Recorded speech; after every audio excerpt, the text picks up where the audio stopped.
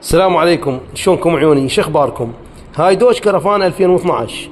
المشكله اللي بيها يقول صاحبها رحت الفيتر صارت عندي مشكله بالجوزه مال الحماوه او حساس حراره الماء المحرك، انكسرت الفيشه، انطبقت الوايرات، جيبه رده. يقول ردنا نشغل السياره ما اشتغلت ورا ما سوينا الفيشه مال حساس الحراره. يقول جبنا كهربائي، الكهربائي اشتغل بالسياره، شط الوايرات، جيب رد ما ادري شلون اشتغلت السياره. يقول اشتغلت شويه ما حسينا الا انه القاعده مال الفيوزات طلعت دخان، احترقت القاعده مال الفيوزات، سكتت السياره. بعدها يقول انا قلت للكهربائي خلاص انسى الموضوع وراح نصلح السياره، واحنا ما نريد نجيب اسماء، ما احب موضوع انا اذكر كهربائي وما ادري شنو هاي. المهم على كل هذا اللي صار، احترقت قاعده الفيوزات بهذا الشكل، عطبت.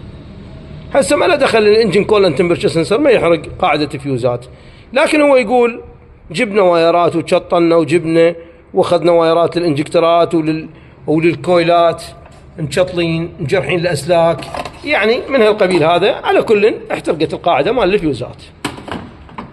اجى الولد فحصنا العقل مالته، لقينا العقل مال السياره به مشكله، مسجل اكواد الانجن كولن تمبرتشر سنسر حساس الحراره والماب سنسر فاصل 5 فولت، يعني الوضع مالت العقل جدا تعبان. صح يقرا الاكواد ويطلع اكواد لكن ما يشغل السياره، وهسه راح تشوفون الوضع مالته.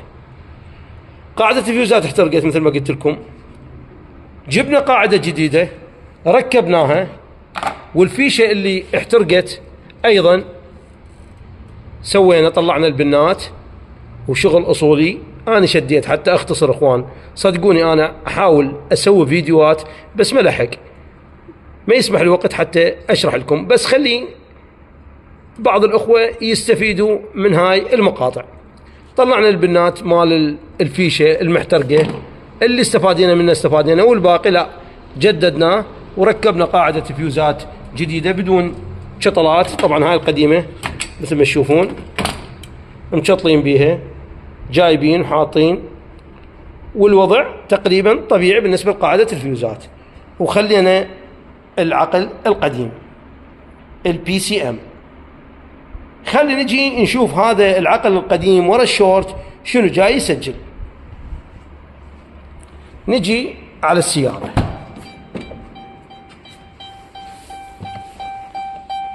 نفتح سويتش، نشغل لا ار بي ام. شوف لا ار بي ام يرتفع ومرات ما يرتفع. حاليا شوف الار بي ام يشتغل طبيعي. تيجي تفتح سويتش تلاحظ انت الوضع طبيعي، لكن اذا رحنا لجهاز الفحص خلينا نشوف شنو مسجل.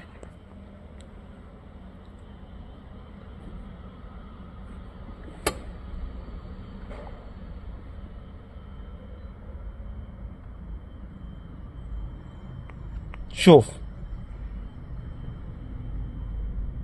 طبعا هاي الاكواد خلينا نمسح الاكواد الموجوده، وخلينا نشوف شنو اللي يصير. بقى حساس ضغط الهواء والانجن كولن تمبرتشر سنسر والانجن اويل بريشر. هذا بالنسبه لحساس ضغط زيت المحرك مو مهم، لكن حساس الحراره والمانيفولد ابسوليت بريشر سنسر مشتغلات بهذا العقل. طبعا نقدر نعالج الموضوع هذا، لكن الرجال قال يابا العقل مالها سعره مناسب، فنجيب عقل ونركبه وتمشي الامور ان شاء الله طبيعيه. اخوان بالنسبه انت اذا جيت السياره وكان اكو بيها مشكله، والسائق شرح لك وقال انه حساس حراره ماء المحرك او جوزة الحماوه صار مشكله بالاسلاك مالتها وصار شورت مثلا، وجيت على العقل وشفت العقل انه مسجل اكواد وهاي الاكواد ما تنمسح، ورحت ولقيت انه الاسلاك جيده، الحساسات جيده، ماكو اي مشكله بالضفيره، لا تلح وتروح تسوي توصيلات وتسوي باي باس وتعبر أسلاك، لأن راح تصير عواقب أخرى. يعني خصوصا بالأمريكي التشطيل بالأمريكي إخوان مو مثل الكور وباقي السيارات، تسوي لك مشكلة تسبب لك. مثل ما قلت لكم حاليا هاي الأكواد اللي مسجلة، إذا نروح للمحرك نلقى الضفيرة تمام ما عدا الحرق اللي صار وشيك للأسلاك.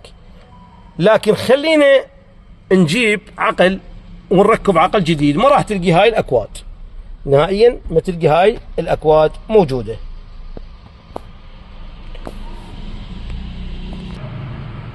هذا العقل القديم أو هذا عقل يعني مستعمل، راح نركب العقل هذا والعقل القديم، بس ناخذ الفين نمبر.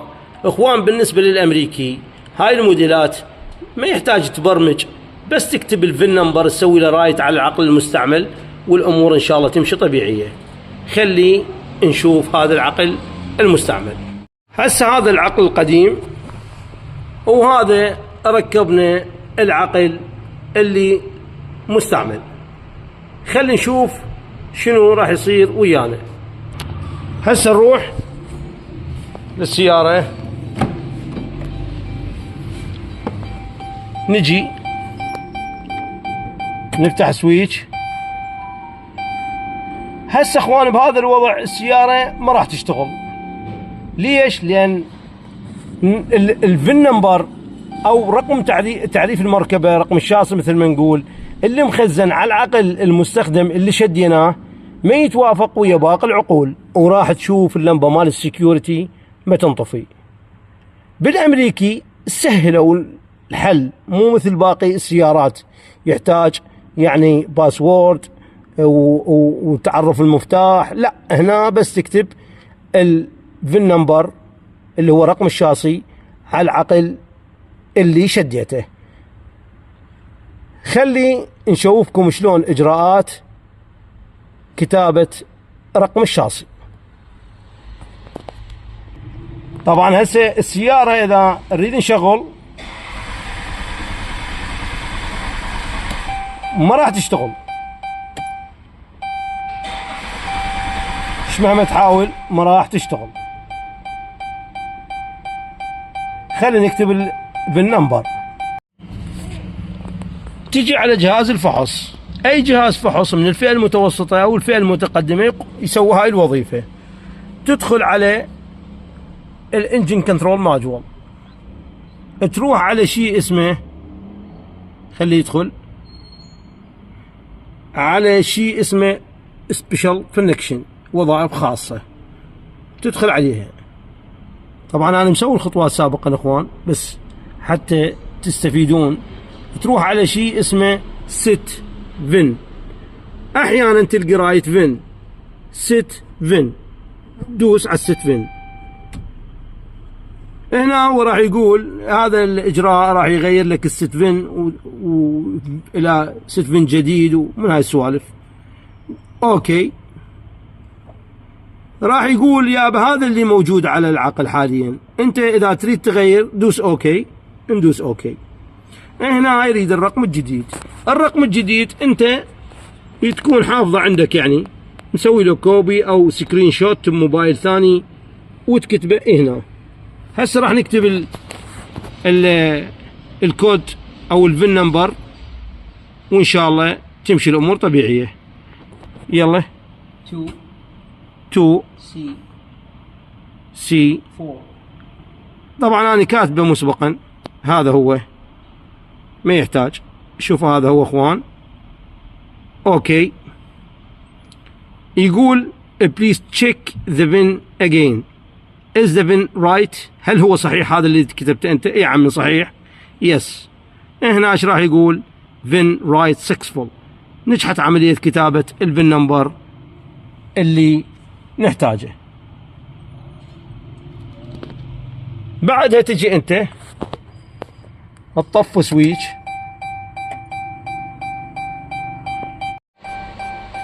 حاليا اخوان بعد ما كتبنا رقم الشاصي نفتح سويتش نشوف السكيورتي لامب هاي الحمراء انطفت. هسه ان شاء الله الوضع طبيعي وراح تشتغل السيارة. الحماوة صفر لانه تقريبا المحرك بارد. نجي نشغل. اشتغلت السيارة والوضع طبيعي. التشيك انجن موجود، التراكشن موجود. التراكشن نظام الانزلاق بيه مشكلة، والتشيك انجن طبعا احنا مثل ما شفتوا فاتحين الشوطة مال السيارة، الحساس مال حرارة الهواء الداخل للمحرك، وقد يكون بيه كود ثاني، بس لازم تكون اكواد حساس حرارة ماء المحرك راحت. خلينا نجي للجهاز ونشوف شنو الاكواد اللي مسجله. ترابل كود. خلينا نطفي الضوء. شوف اوكسجين سنسر 2، حساس صالنسة، والانتيك تمبرتشر، الانتيك اير تمبرتشر سنسر. هاي احنا اخوان فاتحين الشوطة. الترانسميشن رينج سنسر هذا كود مخزن قد يكون قديم، يعني اكواد الماب سنسر وكود حساس حرارة ماء المحرك.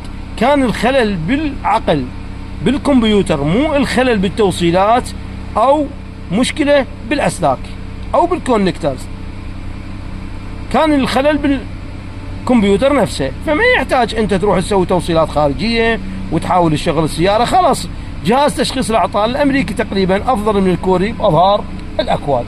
حاليا الوضع طبيعي والسيارة تشتغل، وهاي الحماوة بدأت تصعد، والوضع من اروع ما يكون. طبعا فيديو بسيط بس قد يكون مهم للأخوة هواية يحبون مهنة تصليح السيارات.